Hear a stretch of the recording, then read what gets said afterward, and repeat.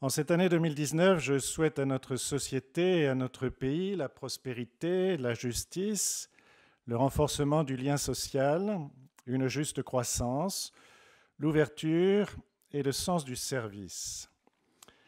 Et je leur souhaite de découvrir à frais nouveaux ce qui peut rassembler les citoyens dans le respect de la liberté de conscience et de la diversité des convictions. Ces vœux sont faciles à formuler, mais ils ne se réaliseront pas sans l'engagement de chacun d'entre nous, de tous, et sans doute au prix de sacrifices.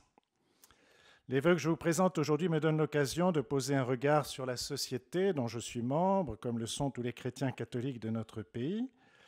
Mon rôle n'est pas de faire de la politique, mais il est de devoir des chrétiens de s'intéresser à la vie de la cité et de contribuer pour leur part à une évolution positive de la société.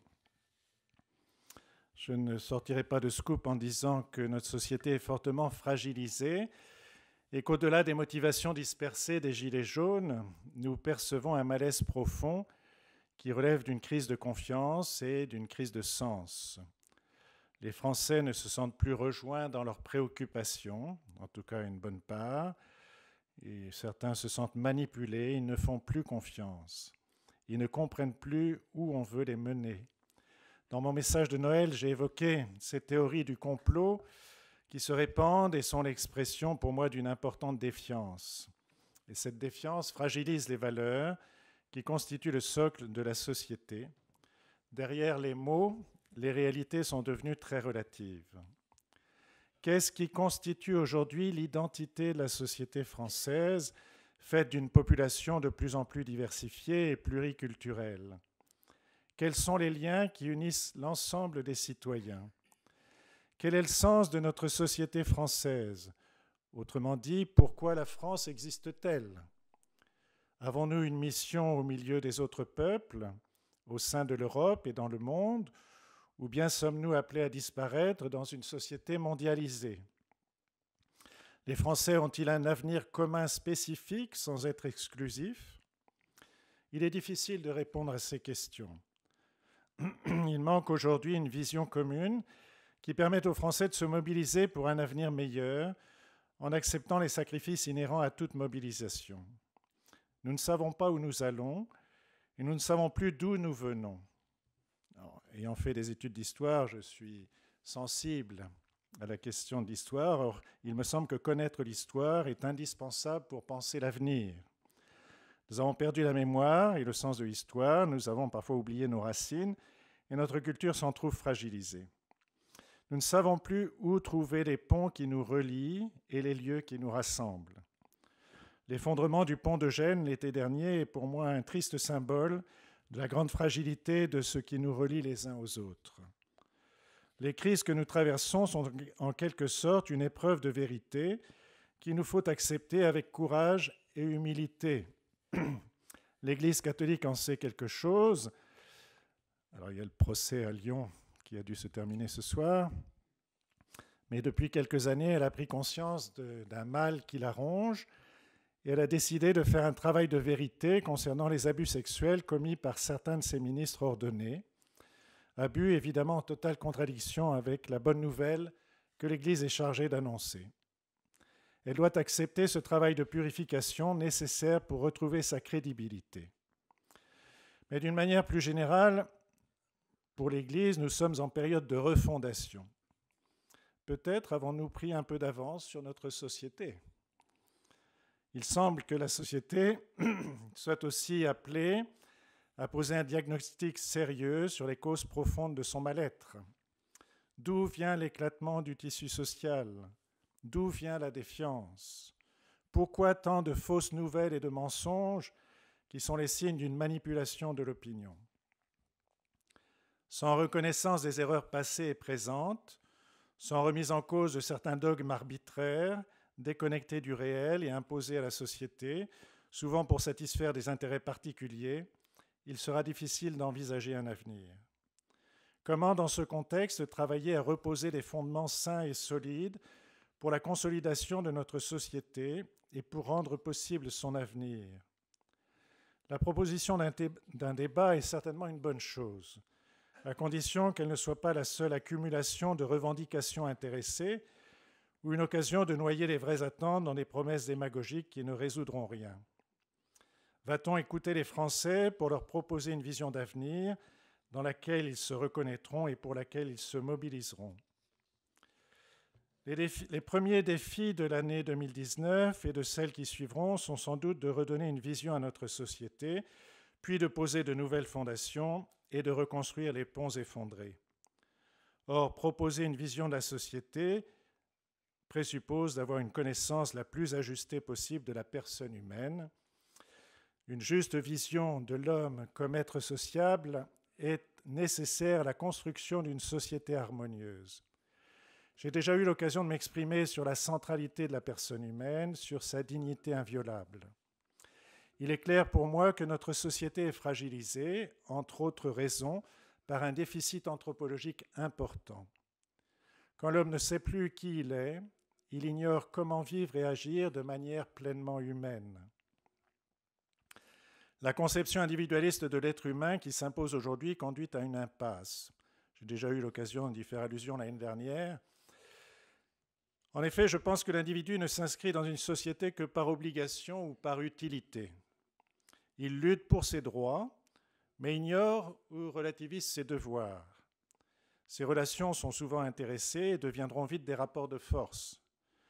Dans une société individualiste, les lois servent à équilibrer les forces. Elles sont le fruit d'un consensus fragile et toujours remis en cause par les plus forts. Or, l'être humain est plus qu'un individu. Il est certes un être unique, mais un être relié.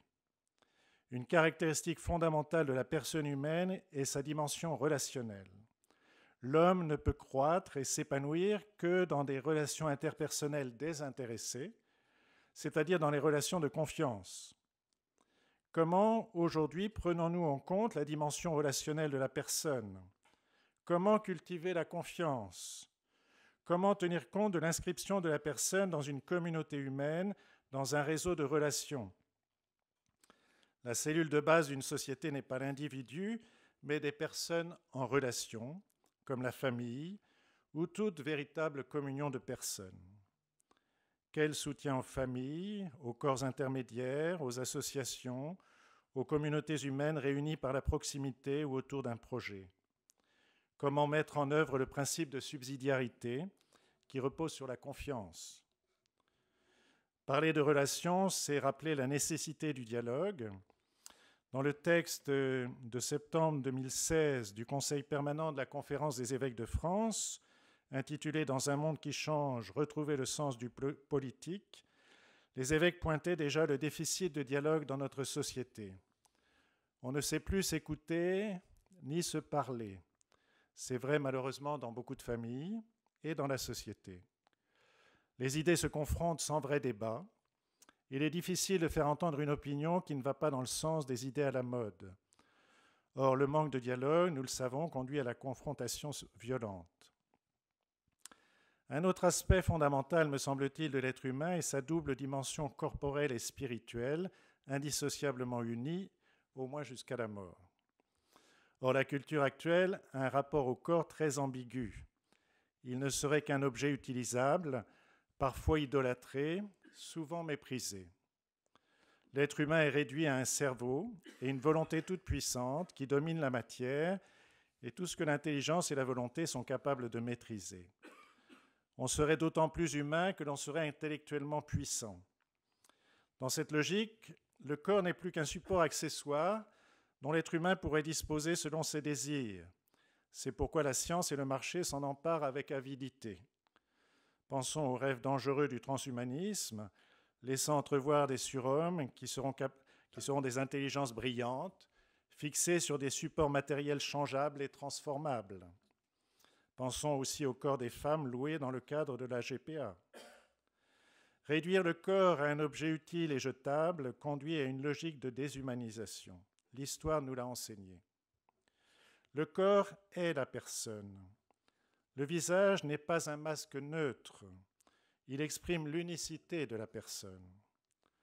Le corps rappelle en outre à l'être humain ses limites, la fragilité constitutive de son être. La fragilité est comme le cœur de la société humaine. Une anthropologie réaliste est incontournable pour penser l'avenir d'une société. Il est révélateur que l'on se soit peu soucié du 70e anniversaire de la Déclaration universelle des droits de l'homme. Depuis plusieurs années, ces droits de l'homme, l'homme compris alors comme être de relation, sont devenus les droits de l'individu qui attend de l'État-providence et des institutions internationales qu'elles justifient ses désirs et lui donnent les moyens de les réaliser. La notion de bien commun a disparu au profit de l'intérêt général, celui-ci étant compris comme le consensus le plus large possible pour satisfaire les désirs des groupes particuliers. Le bien est pourtant plus important que l'intérêt, même général. Pourtant, notre société française dispose de beaucoup d'atouts, fait de grande générosité, de créativité, d'initiatives variées au service du bien commun et des plus fragiles. En dehors des idéologues ou des technocrates déconnectés de la vie de nos concitoyens, notre pays dispose de grands serviteurs, de grands penseurs, de nombreuses personnalités riches en qualités humaines. Et vous êtes là pour le signifier. Il nous manque seulement une vision d'ensemble qui ne peut pas se réduire aux seules questions économiques. Souhaitons que le débat prévu puisse contribuer à élaborer une vision humanisante et capable de mobiliser toute la société. En ce qui concerne la vie de notre diocèse, nous avons au cours de l'année, à partir d'octobre 2017 jusqu'à octobre 2018, donné la parole aux jeunes de 12 à 35 ans. Cela s'est terminé par le festival dont nous avons vu quelques images lors de la Toussaint, festival de 4 jours ici au Sacré-Cœur et dans différents lieux de la ville. Les jeunes ont pu s'exprimer autour des 5 thèmes qui leur avaient été proposés: l'ouverture au monde, la solidarité, l'amour et la sexualité, l'engagement et la vie en Église. Dans ce qui est remonté de leur prise de parole, nous retrouvons ce qui compte à leurs yeux et qui peuvent être des réponses à la crise de la société. J'ai noté un certain nombre de points: la fraternité, le respect, la bienveillance, les vraies rencontres avec des gens différents et avec les exclus, le besoin de repères et de témoignages en ce qui concerne l'affectivité et l'amour, l'ouverture, le sens, donner du sens à leurs actions, la confiance, ils demandent qu'on leur fasse confiance, la joie de l'engagement. Ils demandent à être écoutés et accompagnés. Nous faisons l'expérience dans le diocèse du dynamisme des jeunes. Ils nous bousculent, nous obligent à être cohérents et nous tirent en avant. Cette année, nous allons fêter les 10 ans d'Iser Anybody, ce titre qui avait été donné donc, il y a 10 ans à la pastorale des jeunes dans le diocèse. Voilà. Ces jeunes à qui j'avais confié à l'époque l'église Saint-Joseph. Je peux dire qu'en 10 ans, je n'ai jamais regretté d'avoir fait confiance aux jeunes. Ils savent prendre leurs responsabilités quand ils sentent de notre part la confiance. Sans démagogie, je compte sur eux pour faire avancer notre travail de refondation de nos communautés chrétiennes. Je suis convaincu qu'ils peuvent œuvrer à la cohésion sociale, participer à l'édification d'une société plus fraternelle. Je voudrais aussi vous partager ma joie d'avoir inauguré au mois d'octobre dernier le 4e foyer de l'Arche de Jean Vanier, qui accueille des adultes porteurs de handicap mental. Installés rue Axo, à la place des Jésuites qui ont quitté le diocèse, ils sont au cœur de la cité et c'est pour moi tout un symbole. Je me réjouis aussi des maisons de Crolles qui accueillent des personnes atteintes par la maladie d'Alzheimer, à l'initiative d'un ingénieur et de son épouse qui elle-même commence à être touchée par cette maladie. Je me réjouis encore de l'association Magdalena, qui propose un dîner hebdomadaire pour des personnes en grande précarité et qui organise 3 fois par semaine des maraudes auprès des prostituées. Et dans la suite aussi, il y a la création de l'association Solentiel qui essaye de réinsérer les prostituées qui veulent s'en sortir. Je me réjouis aussi des rencontres interreligieuses, toujours plus fraternelles. Je suis heureux encore des nombreuses initiatives au service du bien des personnes et de la société prises par les hommes et les femmes de notre département. Je suis émerveillé par tout le bien qui se fait, souvent de manière très discrète. Et je suis passionné par tous ceux qui prennent des risques pour faire vivre d'autres personnes humaines, voilà, que ce soit dans le monde de l'entreprise ou dans toutes les actions de solidarité. Toutes ces belles choses contribuent à ouvrir un avenir d'espérance à notre société. Alors que cette espérance habite nos cœurs tout au long de l'année, c'est ce que je nous souhaite à tous. Merci pour votre attention.